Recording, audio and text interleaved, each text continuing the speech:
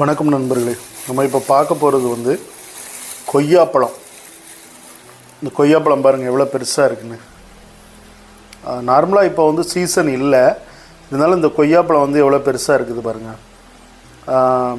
இந்த கொய்யாப்பழம்லாம் இப்போ நம்ம தேடி தேடி சாப்பிட வேண்டியதாக இருக்குது.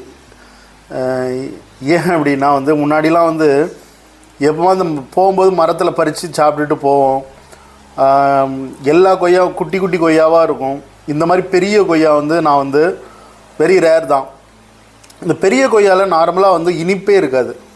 இப்போ இதில் வந்து எப்படி கொடுத்துருக்காங்கன்னா, நாளாக வெட்டிட்டு இது உள்ள நல்ல மசாலா வச்சுருக்குறாங்க. மசாலா வந்து இந்த சும்மா காரமாக இருக்கும் இந்த மசாலா. ஸோ இது வந்து 20 ரூபா கொடுத்து வாங்கியிருக்கேன் நான் இந்த கொய்யாப்பழம். ஸோ கொய்யாப்பழம் வந்து உடம்புக்கு நல்லதுங்கிறது வந்து இன்றைக்கி இப்போ உள்ள வயசு ஆக ஆக தான் வந்து நல்லா தெரியுது. முன்னாடிலாம் வந்து கொய்யாப்பழத்தை வந்து அப்படி வீட்டில் கிடக்கும் அவாய்ட் பண்ணிடுவோம். இன்றைக்கி தான் வந்து கொய்யாப்பழம் சாப்பிட்டா நல்லது, கான்ஸ்டிபேஷன் வந்து இல்லாமல் இருக்கும், அதே மாதிரி மலச்சிக்கல் வந்து வராது. இந்த மாதிரி கொய்யாப்பழத்தில் பல்வேறு நன்மைகள் வந்து இருக்குது. ஸோ இதுலேயே வந்து நமக்கு நிறைய கொய்யா இருக்குது. சீனி கொய்யா, அந்த கொய்யா, செங்கொய்யா. ஆனால் எந்த கொய்யாவாக இருந்தால் என்ன, நமக்கு வந்து இனிப்பாக இருக்கணும் சாப்பிட்றதுக்கு, அப்போ தான் வந்து பிடிக்கும். ஸோ இந்த கொய்யா எப்படி இருக்குன்னு நான் இப்போ பார்த்துட்டு டேஸ்ட்டு பார்க்குறேன் எப்படி இருக்குன்னு.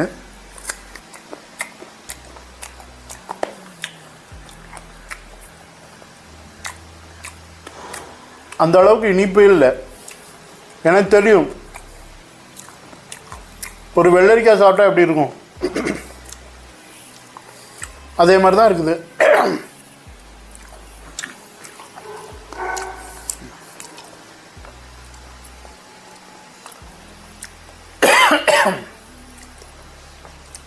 ஒரு வெள்ளரிக்காய் சாப்பிட்ட மாதிரி தான் இருக்குது, இனிப்பே இல்லை. எனக்கு தெரிஞ்சு தான் நான் வந்து வாங்கினேன்.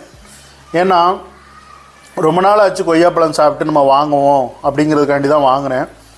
ஆனால் அது இவ்வளோ தூரம் வந்து ஒரு இனிப்பே இல்லாமல் இருக்கிறது வந்து எனக்கே ஆச்சரியமாக இருக்குது. பாருங்கள், பழம் பார்க்குறதுக்கு எவ்வளோ பழன்னு அழகாக, வெளி தோட்டத்துக்கெல்லாம் எவ்வளோ அழகாக இருக்குது பாருங்கள். கொய்யாப்பழத்தினுடைய நிலைமையே இன்றைய சூழ்நிலையில் இப்படி தான். எல்லாம் நல்ல வெளித்தோற்றத்தில் நல்லாயிருக்கும், ஆனால் இனிப்பே இல்லை, ஒரு வெள்ளரிக்காய் மாதிரி இருக்குது. இது வந்து 20 ரூபா, ஒரு பழம் வந்து 20 ரூபாய்க்கு வாங்கியிருக்கேன்.